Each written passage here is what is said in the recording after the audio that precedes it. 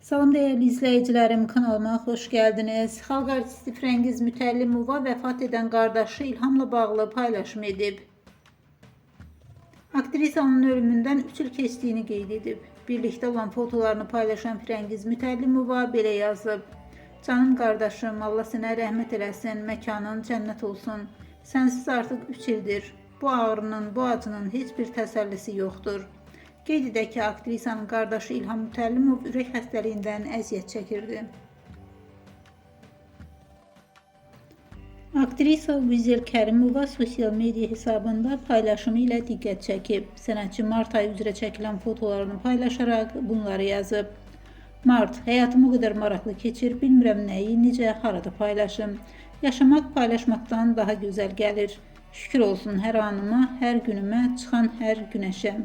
Həyat yaşamağı bilənə gözəldir. Ümid edirəm sizin üçün də belədir.